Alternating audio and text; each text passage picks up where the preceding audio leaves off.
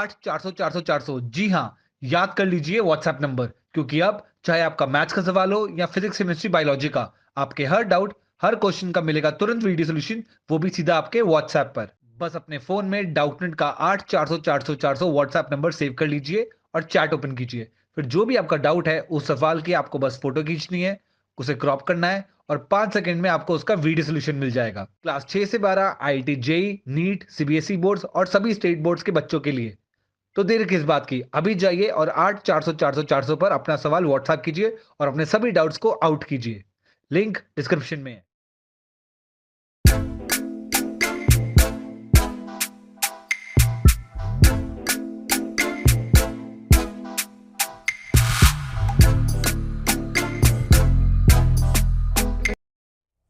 Hello friends, welcome my YouTube channel online classes by SL Jat. Friends, आज की जो हमारी क्लास है वह है प्रवाह कार्य पुस्तिका गणित कक्षा 6 एवं 7 के अंतर्गत समग्र आकलन भाग 2।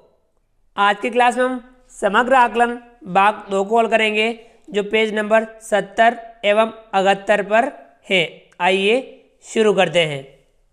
भाग 2, इसमें पहला सवाल है, अंकों में दी गई संख्याओं को पढ़कर शब्दों में लिखिए। जो अंकों में दी गई संख्या है इन्हें शब्दों में लिखना है। ठीक है विद्यार्थियों, पहला है इकाई, दाई, सैकड़ा, हजार, 10,000, 26,350। तो हम लिखेंगे इसे 26,350। ठीक है विद्यार्थियों, 26,350। अगला है दूसरा, इसी में इकाई, दाई, सैकड़ा, हजार, 10,000, 37,564। हम लिखेंगे 37,564। ठीक है विद्यार्थियों, 37,564। चलिए विद्यार्थियों आगे बढ़ते हैं। अगला सवाल, सवाल नंबर 2, दी गई संख्याओं को विस्तारित रूप में लिखिए। जो संख्या दे रखी है हमें इन्हें विस्तारित रूप में लिखना है। देखिए विद्यार्थियों, इकाई, दाई, सैकड़ा, हजार, 10,000, 23,746। तो यहाँ 2 का स्थानीय मान होगा 20,000 प्लस, देखिए 2 लिखने के बाद में 1 2 3 4, तो हमें 4 जीरो लगाने हैं, संख्या बनी 20,000। फिर 3 लिखने के बाद में 3 जीरो लगाएंगे, संख्या बनेगी 3,000 प्लस 7 लिखने के बाद में 2 जीरो लगाएंगे 700 प्लस 4 लिखने के बाद में हम 1 जीरो लगाएंगे 40 plus 6, 20,000 plus 3,000 plus 700 plus 40 plus 6। ये हुआ इस संख्या का 23,746 का विस्तारित रूप। अगला है 36,475। हमें इसका विस्तारित रूप लिखना है। 3 का स्थानीय मान 30,000 प्लस 6,000 प्लस 400 प्लस 70 प्लस 5। तो ये इसका विस्तारित रूप हो गया 30,000 प्लस 6,000 प्लस 400 प्लस 70 प्लस 5। चलिए विद्यार्थियों आगे बढ़ते हैं। विद्यार्थियों अगला जो सवाल है, सवाल नंबर 3, अंक 5 8 2 0 6 से 5 अंकों की सबसे बड़ी एवं सबसे छोटी संख्या बनाइए। सबसे बड़ी संख्या बनानी है। देखिए अंक कितने, 1 2 3 4 5 अंक हैं। इनसे हमें 5 अंकों की सबसे बड़ी संख्या बनानी है। तो सबसे बड़े अंक को पहले लिखेंगे। सबसे बड़ा अंक है 8, फिर 6, फिर 5, फिर 2, फिर 0। इन अंकों से 5 अंकों की सबसे बड़ी संख्या बनी 86,520। सबसे छोटी संख्या बनानी है, तब क्या करना है, हमें सबसे छोटा अंक पहले लिखना है 0 के अलावा। सबसे पहले जीरो नहीं लिखेंगे, जीरो के अलावा छोटा अंक है 2, तो हम लिखेंगे 2 और फिर लिखेंगे हम जीरो, दूसरे नंबर पे जीरो आ जाएगा। फिर इसे बड़ा 5 6 8, 5 6 8, सबसे छोटी संख्या बनी 5 अंकों की, इससे 20,568। ठीक है विद्यार्थियों। अगला सवाल नंबर 4, नीचे दी गई संख्याओं के बीच बड़ा छोटा बराबर में से उपयुक्त चिन्ह लगाइए। इनमें से मैं ये चिन्ह लगाने हैं, जिधर खुला मुंह उधर बड़ी संख्या। पहला है 3,725, 3,279, ये संख्या बड़ी है तो विद्यार्थियों ये वाला चिन्ह लगा। दूसरा है 4,682, 4,628, कौन सी बड़ी है? ये संख्या बड़ी है तो ये चिन्ह लगेगा। तीसरा है 49,865, 49,789, तो बताइए कौन सी बड़ी है? ये संख्या बड़ी है तब यही चिन्ह लगेगा। अगला है 38,259, 38,259, दोनों ही बराबर, तो यहाँ बराबर का चिन्ह लगेगा। ठीक है विद्यार्थियों, तो इस प्रकार से हमने चौथे सवाल को हल किया। चलिए आगे बढ़ते हैं विद्यार्थियों। अगला सवाल है सवाल नंबर 5, नीचे दी गई भिन्नों की 4 तुल्य भिन्न लिखिए। जो भिन्न दे रखी है हमें इनकी 4 तुल्य भिन्न लिखनी है। पहला है 2/5, इसकी तुल्य भिन्न लिखेंगे, दोनों को हम 2 से गुणा करेंगे, 2 दूनी 4 और 2 पंजे 10। ठीक है विद्यार्थियों, 4/10 और तुल्य भिन्न बनाएंगे, 3 से गुणा करेंगे, 3 दूनी 6 और 5 तिया 15, 6/15। 4 से गुणा करेंगे, 4 दूनी 8 बटा, इसको भी 4 से गुणा करेंगे, 5 चौक 20, 5 से गुणा करेंगे, 5 दूनी 10 और 5 से गुणा करेंगे, 5 पंजा 25।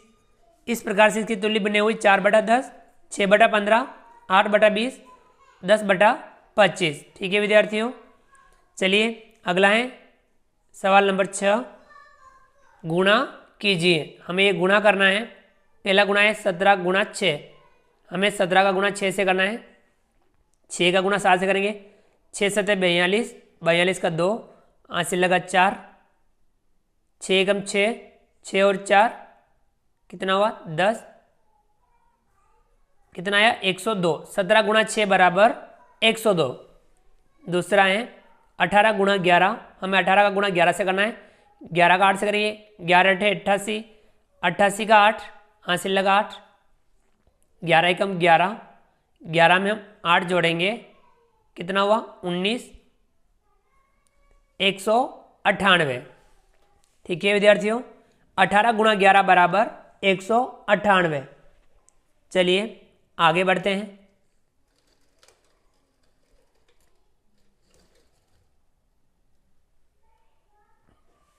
विद्यार्थियों अगला जो सवाल है सवाल नंबर 7, दिए गए दशमलव संख्याओं को घटते क्रम में लिखिए। ये दशमलव संख्याएं हैं, इन्हें हमें घटते क्रम में लिखनी है, यानी सबसे बड़ी पहले फिर छोटी, इस प्रकार से घटते क्रम में लिखना है। चलिए देखेंगे इसमें 2.22, 1.34, 0.023, 0.23, 3.23, 0.321, 0.4, 0.43। ठीक है विद्यार्थियों, अब इनमें से सबसे बड़ी भिन्न कौन सी है? 3.23। तो सबसे पहले हम लिखेंगे 3.23। इससे छोटी देखिए विद्यार्थियों, ये रही 2.22, 2.22। इससे छोटी 1.34, 1.34। इससे छोटी देखिए विद्यार्थियों कौन सी है? 0.43, 0.43। इससे छोटी देखिए 0.4। इससे छोटी है 0.5, 0.321, 0.321। इससे छोटी देखिए 0.23, 0.23। इससे छोटी 0.023, 0.023। ठीक है विद्यार्थियों, इस प्रकार से हमने दशमलव भिन्नों को घटते क्रम में लिखा। चलिए अगले वाले में भी यही करना है। 0.055, 0.505, 0.55, 55.5, 5.55, 50.55, 55, 50.05। देखिए विद्यार्थियों, इनमें से सबसे बड़ी भिन्न कौन सी है? इसमें से सबसे बड़ी भिन्न है 55.5। तो हम ये लिखेंगे सबसे पहले 55.5। इससे छोटी देखिए 55। इससे छोटी 50.55, 50.55।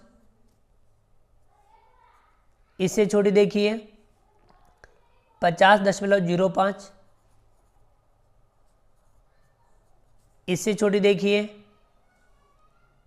5.55। इससे छोटी देखिए 0.55। इससे छोटी 0.505, 0.505। इससे छोटी 0.055, 0.055। ठीक है विद्यार्थियों, इस प्रकार से हमने दशमलव भिन्नों को घटते क्रम में लिखा। चलिए आगे बढ़ते हैं। अगला सवाल, सवाल नंबर 8 हल कीजिए। तो विद्यार्थियों, हमें इन जो जोड़ घटाव इन्हें हमें हल करना है।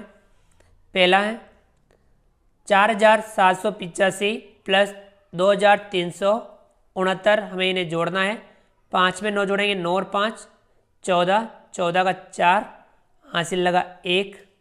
8 में 6 जोड़ेंगे, 8 और 6 14, और एक हासिल जोड़ेंगे 15, 15 का 5, हासिल लगा 1। 7 और 3 10, 10 में 1 जोड़ेंगे 11, 11 का 1, हासिल लगा 1। 4 में 2 जोड़ेंगे, 4 और 2 6, 6 और 1 7, 7154। ठीक है विद्यार्थियों, अगला है दूसरा 3420 माइनस 2187। हमें इसमें से ये घटाना है। 0 में 7 घटाएंगे, नहीं घटेगा तो हम यहाँ से उधार लेंगे, यहाँ बचेगा 1, यहाँ हो जाएगा 10। 10 में 7 घटाएंगे, बचेगा 3। 1 में से 8 नहीं घटे, यहाँ से उधार लेंगे, यहाँ बचेगा 3, यहाँ हो जाएगा 11। 11 में से हम 8 घटाएंगे, बचेगा 3। 3 में से 1 घटाएंगे, बचेगा 2। 3 में से 2 घटाएंगे, बचेगा 1। कितना आया? 1233। ठीक है विद्यार्थियों, अगला है तीसरा 4360 प्लस 4756। हम जोड़ेंगे, 0 में 6 जोड़ेंगे, कितना हो जाएगा 6। 6 में 5 जोड़ेंगे, 6 और 5 11, 11 का 1, हासिल लगा 1। 3 में 7 जोड़ेंगे, 3 और 7 10, 10 में 1 जोड़ेंगे 11, 11 का 1, हासिल लगा 1। 4 और 4 8, 8 और 1 9। ठीक है विद्यार्थियों, कितना आया? 9116। अगला है चौथा 6103 माइनस 4796। इसमें से हमें ये घटाना है। 3 में से हम 6 घटाएंगे, नहीं घटेगा, यहाँ से उधर लेंगे, यहाँ पे भी नहीं, यहाँ से लेंगे, यहाँ बचेगा 0, यहाँ हो जाएगा 10। 10 में से उधर जाएगा, यहाँ बचेगा 9, और यहाँ हो जाएगा 13। 13 में से हम 6 घटाएंगे तो बचेगा 7। 9 में से 9 घटाएंगे 0, 0 में से 7 नहीं घटे, यहाँ से उधार लेंगे, यहाँ बचेगा 5, यहाँ हो जाएगा 10। 10 में से 7 घटाएंगे तो बचेगा 3। 5 में से 4 घटाएंगे तो बचेगा 1। कितना आया? 1307। ठीक है विद्यार्थियों, ये था सवाल नंबर 8। चलिए अब आगे बढ़ते हैं और हल करते हैं इसका अगला सवाल। विद्यार्थियों, अगला सवाल है सवाल नंबर 9, हल कीजिए। हमें इन सवालों को हल करना है। पहला सवाल है, इसमें एक दरी की कीमत 475 रुपये है। विद्यालय में 36 दरिया खरीदने के लिए कितने रुपये चाहिए? तो विद्यार्थियों, एक दरी की कीमत है 475 रुपये, हमें 36 दरिया खरीदने के लिए कितने रुपये चाहिए? हम 475 का गुणा 36 से करेंगे। ठीक है विद्यार्थियों, देखिए 475 गुणा 36, हम अलग पेज लेकर के उस पेज पे ये गुणा हल कर लेते हैं। देखिए विद्यार्थियों, 475 गुणा 36, चलिए हम 475 का गुणा 36 से कर लेते हैं। 6 का गुणा 5 से करेंगे, 6 पंजे 30, 30 का 0 हासिल लगा 3, 6 सत्ते 42 और 3 45, 45 का 5 हासिल लगा 4, 6 चौके 24, 24 और 4 28, एक कट, क्योंकि हम दाई का गुणा दाई से लिखना शुरू करेंगे। 3 का गुणा 5 से 3 पंजे 15, 15 का 5 हासिल लगा 1, 3 सत्ता 21, 21 और 1 22, 22 का 2 हासिल लगा 2, 3 चौक 12, 12 और 2 14, जोड़ लेंगे हम इन्हें 0, 5 में 5 जोड़ा 10, 10 का 0 हासिल लगा 1, 8 और 2 10, 10 और 1 11, 11 का 1 हासिल लगा 1, 2 और 4 6, 6 और 1 7 और ये 1 का 1, 17,100। तो हम ये यहाँ लिख देंगे 17,100। तो कितने रुपए लगेंगे? 17,100 रुपये। ठीक है विद्यार्थियों, ये कितनों के लगेंगे? 36 दरियों के। चलिए विद्यार्थियों, अगला सवाल है, इसी में दूसरा, एक माला में 26 फूल पिरोए जाते हैं, तो बताओ 390 फूलों से ऐसी ही कितनी मालाएं बनाई जा सकती हैं? एक माला में 26 फूल पिरोए जाते हैं, तो बताओ 390 फूलों से कितनी माला बनेगी? तो हम 390 में 26 का भाग दे देंगे। 390 में भाग देंगे हम किसका देंगे? 26 का। विद्यार्थियों, हम अलग पेज पे भाग दे देते हैं। 390 में 26 का भाग देना है। 26 एकम 26, 39 में से 26 घटाएंगे तो कितना बचेगा? 9 में से 6 घटाएंगे 3, 3 में से 2 घटाएंगे 1, 13 बचा, 0 उतारेंगे, यहाँ हो जाएगा 0। तो अब विद्यार्थियों, हम 26 का भाग 130 में देंगे तो कितनी बार जाएगा? 5 बार। देखिए 26 का गुणा 5 से करते हैं, 5 छंग 30 हासिल लगा 3, 5 10 और 3 13, 130 कितनी बार जा रहा है? 5 बार। 26 पंजा 130, 130 में 130 घटाएंगे 0 बचेगा, तो कितना जा रहा है भाग? 15 बार। तो यहाँ लिखेंगे हम 15। तो क्या है? 15 माला है। कितनी मालाएं बनाई जा सकती हैं? 15 मालाएं बनाई जा सकती हैं 390 फूलों से। ठीक है विद्यार्थियों, चलिए आगे बढ़ते हैं। अगला सवाल है सवाल नंबर 10, 12 व 18 के समान गुणनखंड लिखिए। तो विद्यार्थियों, में 12 के गुणनखंड लिखने हैं, यहाँ 18 के गुणनखंड लिखने हैं और फिर 12 और 18 के समान गुणनखंड हमें यहाँ लिखने हैं। 12 के गुणनखंड 1 2 3 4 6 और 12। 18 के लिखेंगे हम 1 2 3 6 9 और 18। अब इसमें से हम समान गुणनखंड देखिए 1 2 3 6। ठीक है विद्यार्थियों, कौन कौन से हैं? 1 2 3 और 6। ये इनमें से 12 और 18 के समान गुणनखंड है। चलिए विद्यार्थियों आगे बढ़ते हैं। विद्यार्थियों, अगला जो सवाल है सवाल नंबर 11, एक बस 6 घंटे में 367.80 किमी की दूरी तय करती है, तो यह 1 घंटे में कितनी दूरी तय करेगी। तो हमें 6 का भाग 367.80 में देना है। चलिए हम भाग दे अलग से भी दे सकते हैं, तो हम लिखेंगे,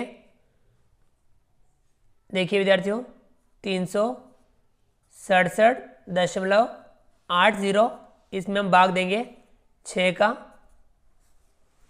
देखिए विद्यार्थियों, हम भाग अलग से देख सकते हैं, अलग पेज पर हम भाग दे देते हैं। ठीक है विद्यार्थियों, तो आप भी इसको अलग पेज पर इस भाग को हल जरूर कीजिए। 367.80, इसमें हमें भाग देना है 6 का।